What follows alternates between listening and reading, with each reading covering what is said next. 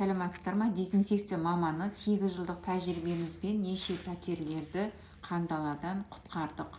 Неше адамдарға көмектестік, және дәрілеген адамдармен, онлайн консультация берген адамдармен дос болып, әлі күнге дейін араласып жатқан жағдайларымыз бар. Сізге де көмегіміз тисе деп осы видеоны салып жатырмыз.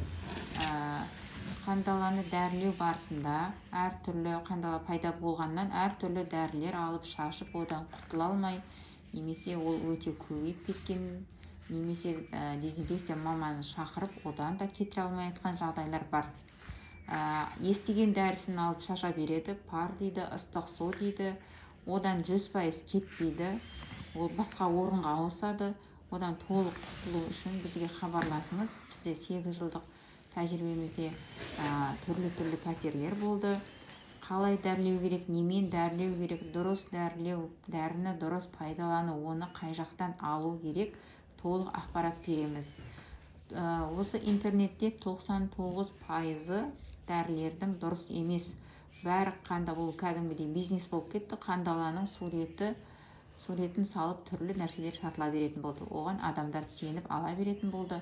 Және сатылатын жерде өздері комментарий жазып қояды, о, жақсы болды, кетті деп. Соған біз алданып қалып жатырмыз.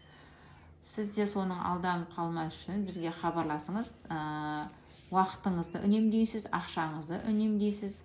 Сол үшін хабарласыңыз.